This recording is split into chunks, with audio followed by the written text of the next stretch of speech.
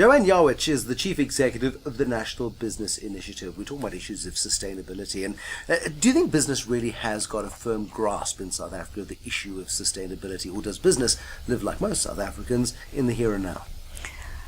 I think that by and large business lives in the here and now, but I think that there is an increasing understanding particularly amongst big corporates, of the importance of sustainability and also of the opportunities, the business opportunities that could arise from a more sustainable approach to business.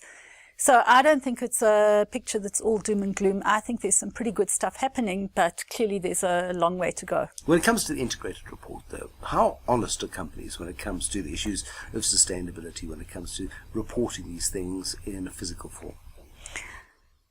I think, again, it varies hugely from company to company. I think the companies that are doing stuff, so if they've got a program or if they've got an approach that really places sustainability as a fairly central issue in their business, their integrated report will reflect that. I think if you aren't doing anything, you've got to sort of cobble together a story, and I think those stories don't resonate. I think that if you're doing stuff, it really does resonate. How much cobbling is happening? I think that the integrated report is something that business, my sense is still struggling with, about what this thing is and how to make it work. So I think there probably is a fair amount of cobbling. But I think that over time, as companies begin to understand what is required of them better and begin to produce better quality of reports, I think that in itself hopefully will begin to impel a different kind of thinking. We talk about companies, but of course it comes down to individual leadership. Exactly. If the chief executive has bought into the idea of integrated reporting, sees a financial benefit and a sustainability benefit as well, surely then that company is going to be more effective. Absolutely. And I mean, I think you already see it. I mean, I think that there are outstanding corporate leaders who've taken up a challenge, they've taken risks, they've given space, they've integrated sustainability issues into their core business, and I think they're reaping the benefits of it. I think those are probably at this point in time still fairly much in a minority. Is it fair to say that too often, though, the issue of governance, the issue of reporting is an administrative process rather than an integral process to the way in which the business is run? I think that's true. I think that to an extent it probably, well, if you're doing good stuff in the company, you can feed it into your integrated report. I think also what I've seen is that it very much depends is the nature of the report and what is it intended to achieve understood at a leadership level. Does the overall leadership of the organization understand it? And if they do, are they going to get the people who do it? Are they going to be given the authority to make this thing real? Those are the issues that I think have to be addressed. And if they don't, I think you do find someone sitting in a sustainability unit or somewhere else who's given this as a task. And then I think it does become a kind of tick the box and pull a set of information together. You worked in government, you worked in the Department of Environmental Affairs, and during that time you would have seen companies being dragged kicking and screaming to the sustainability table, I suspect. Are you finding that business is more proactive now in its approach?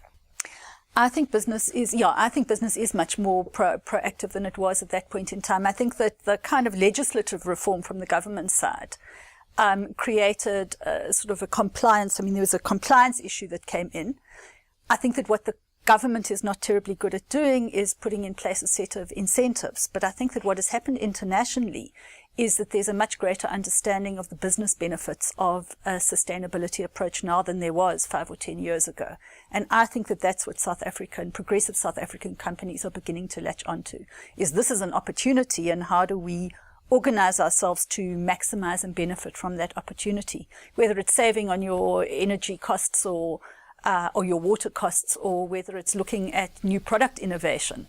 I think there's beginning to be an understanding of the possibilities. You were a negotiator at COP17. You've been part of the climate negotiations, and that was seen as something of a talk shop from the outside anyway. I'm sure you feel from the inside that there was huge progress being made. But when one looks at the role of sort of the global state and the role of companies within that environment, are companies really making an effort to be greener?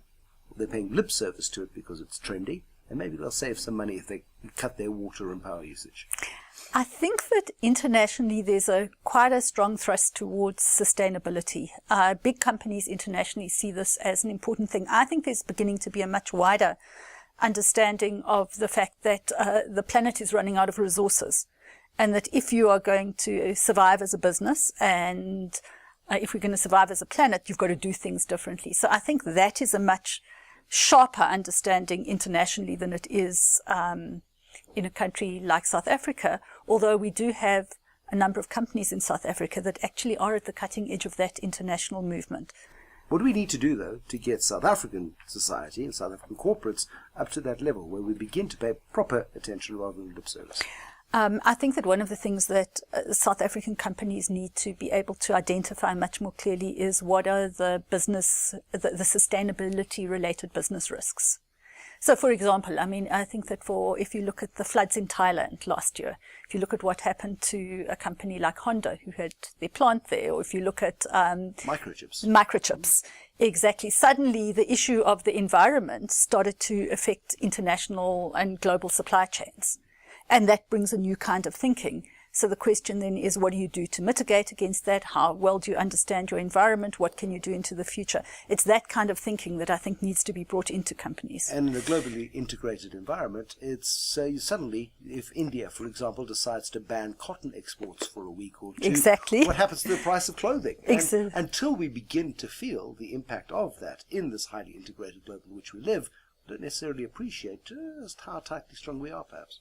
Exactly, and I think that the dependencies are tight in a globalized world. So I think, and I think that understanding is starting to penetrate. What it means at an actual operational company level is a very different kind of thing.